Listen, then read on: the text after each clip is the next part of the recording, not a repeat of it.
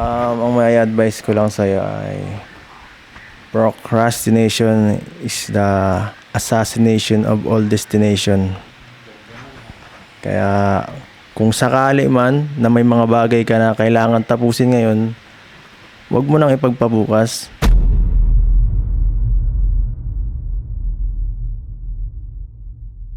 So bro, ito i-challenge kita. At gusto ko, kasi may nakikita akong potential sa'yo eh. So ito, gusto ko, tutuloy mo yan tapos yung idea mo, sana palaguin mo yung... Hello mga kalingap, dito po tayo ngayon sa coffee shop tapos may naimbitahan rin ako na i-interview si Papa Eds. Yan. Hello guys! Parang ano yun bro? Kapatid. Kapatrick! Ayan po, na-imbitahan ko po si Papa Eds dito kasi may mga tanong lang rin ako tapos salamat rin pala Papa Eds sa pagpa-unlock. Ay, walang ano man, kahit ano pa yan, basta makatulong sa mga kasamahan natin. Why not? Sa mga baguhan, diba? Bro, aware ka naman na nagsisimula na ako sa YouTube tapos recently meron din akong upload. Ang bala ko is mag-focus na sa YouTube kasi noon ang nakakaubos ng oras ko tapos nag-e-edit ng mga backlogs. Ngayon, ang bala ko kung magtatanggap man ako, isang project na lang sa isang buwan, ganun, para at least magawan ko ng paraan makapag-upload na rin. And ang plan ko rin is magawa yung mission natin sa Team Kalingap na sa pagcha-charity makatulong rin. Tapos isa rin sa dahilan kung bakit kita na-imbitahan dito is para matanong ka rin kung ano ang mai-advise mo sa nagcha-charity. Sa lahat yan, congrats bro. Pangunang vlog mo pa to? O pang ilan na? Apat na vlog na. Hindi ko pa masyad napapanood yung ibang vlog mo eh. Hindi pa na-notify. So nakikita ko lang si Di sa Facebook palagi nag-TikTok, no? So ito medyo parang bagong-bago sa aking na makita kang magi-interview ngayon kasi si Deep sanay ako makita to lagi nasa likod ng camera para ang backup at nag-video. So ayan, payo. So yan sa mga dahil baguhan ka pa, sa tingin ko ang pinakamagandang payo ko ay basta wag mong isiping masyado yung perfection sa content mo, no? Kasi baguhan ka pa. Upload ka lang ng upload at dun sa habang habang tumatagal, makukuha mo na lang rin yan kung anong gusto mo talaga. Sa una talaga medyo malilito ka kung anong gusto mong content at yung flow nung vlog mo at yung mga talagang dapat linisin mo kasi kung magpaparaisip ka ng i-perfect mo yung isang vlog mo isang linggo, kagaya ni Zed, once a month, minsan once every year. Ang hirap ng gano'n. Tema si Zed, halos walang nangyayari. At least ka lang, tapos kuha ka lang ng mga payo sa mga kasama natin. Marami naman tayo dito, magagaling yan. Sila Rab, sila Dan, sila Joms. Yan, at sila Questar. Sanay na sanay kahit hindi sila malalaking vlogger pero consistent sila. Sila Kuya Juan, consistent kahit sa Facebook man. Pwede ka naman dong makakuha ng idea kung saan mo gusto talagang maging mas umimprove. Marami tayong kasamahan diyan. At yan, kung kailangan mo lang rin ng backup, pwede rin naman kami.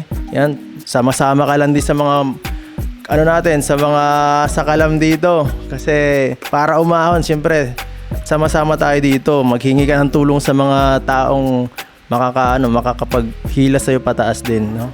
Yung advice naman sa charity para sa'yo dahil yan, sabi mo nga kanina gusto mo rin maging charity vlogger.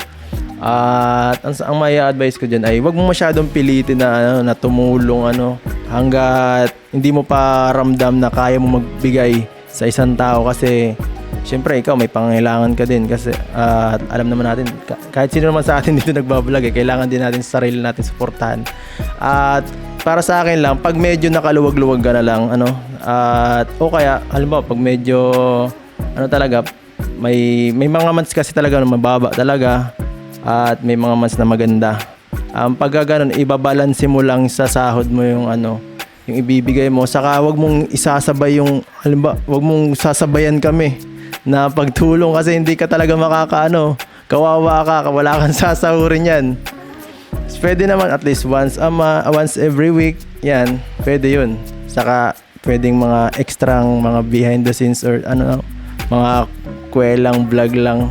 Kagaya na ginagawa ng iba na kasamahan natin. Kasi mahirap mag full charity gaya ng ginagawa namin, lalo na kung wala ka pang masyadong solid na susuporta sa'yo. Walang sponsors. Kahit nga kami, kahit sa sarili ko, kung wala rin talagang walang solid na sponsors, medyo magibat pa rin talaga. Kasi syempre may mga expectation na sa amin. At least sa iyo medyo pwede ka pa magbigay kahit small amount lang muna sa una. At doon mo pakiramdaman kung may tatangkilik talaga sa iyo, At yan, magsimula ka, depende sa views mo kung hanggang saan yung kikita mo, i-balance mo lang. Marunong ka naman magnegosyo, may negosyo ko naman dati. Basta ganun bro, parang ayon sa kakayahan. Oo, wag mo masyadong pilitin yung sarili mo mag charity kung nang hindi pa kaya ng channel mo. Yun lang yun. Kasi mahirap talaga. Kala lang na lang iba talaga. Kasi mahirap yung kasi di maiiwasan, may talaga mababasa ka dyan na masasamang comment. Ka na lang, wag mo na lang sila munang pansinin. Tuloy ka lang kasi normal yan. Sasabihin ng iba, ay bait ganyan ang mo, tulong mo, bait hindi kagaya ng iba. Maintindihan naman namin yun. Ang mahalaga yung nakikita ka namin tumutulong kahit papaano. Yan, at saka isa pa ay para magpatuloy ka sa isang bagay, learn how to have parang niche, be great at it, at saka learn how to sell. Bro, meron ka bang mga pinagkakaabalahan na pinagkakakitaan ngayon? Ako bro, ang bukod sa pagiging videographer kay Kalingap Rab, ang pinagkakaabalahan ko kasi is nagvi-videographer baga ako. Alam niyo naman yan dito sa Kalingap, gawa ng doon rin tayo nagkakilala. Tapos yun,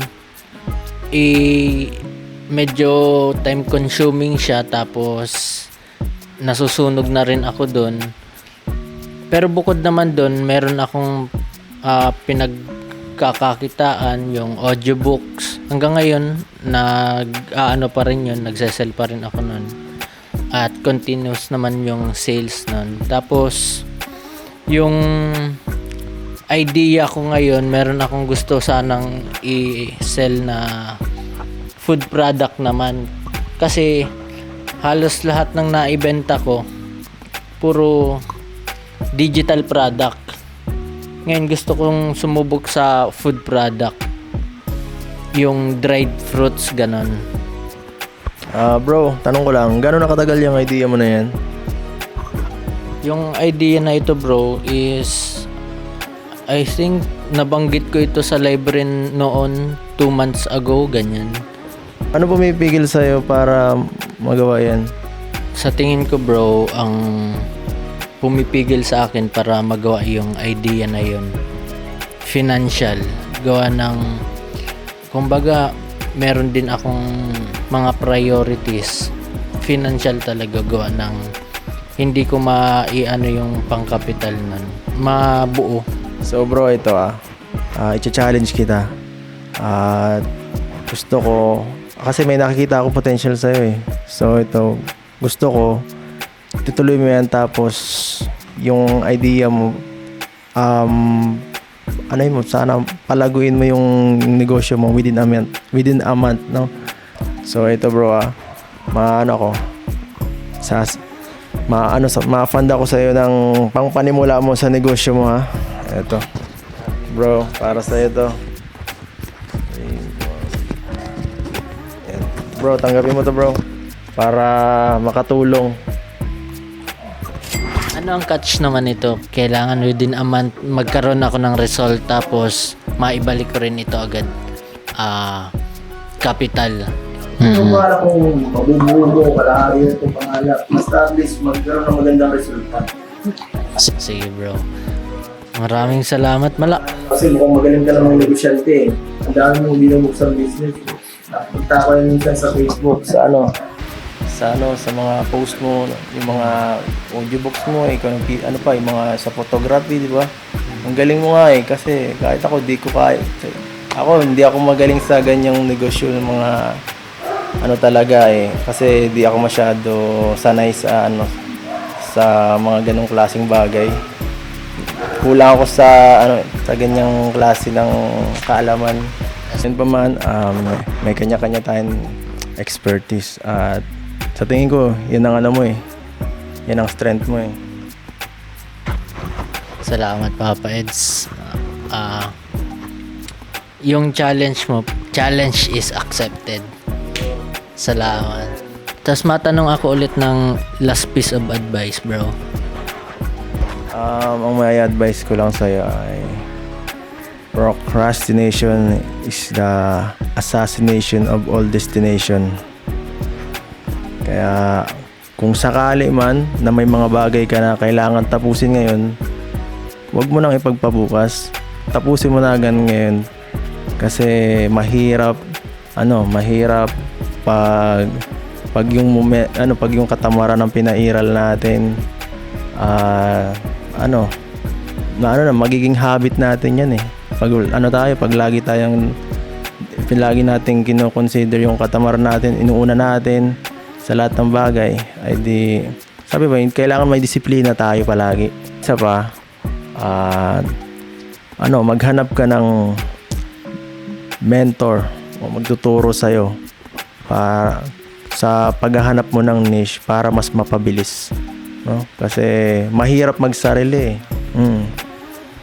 Mahirap solonin ang mga bagay. Mas maganda kung may tao magtuturo o may mga kasamahan ka na magga-guide sa'yo sa gusto mong mapuntahan. Bro, nung in-invite kita, ang plan lang dito is maghingi ako ng advice sa'yo sa pag-charity. Tapos ngayon tinulungan mo ako. Tapos challenge mo ako. Tapos marami pa ako sa'yo natutunan. Sobrang solid ng araw na ito. Unforgettable rin, bro. Salamat. Salamat din, bro, sa pag-imbita sa iyong channel. First time ko 'to makasama sa vlog ni D. Thank you. At natuwa ako. Enjoy naman. So, dito na rin natin tatapusin, bro. Maraming salamat, Papa Eds. Yan, salamat po. Salamat ulit. Salamat, D. Yan, good luck. Good luck, bro. Kaya mo yan. And guys, paalam po. Please Like, share, and subscribe. Thank you so much po. Don't forget to ring The notification bell para lagi kayong updated. Sinong tatawagan? Ayun po, maraming salamat. Na ring ba game bell?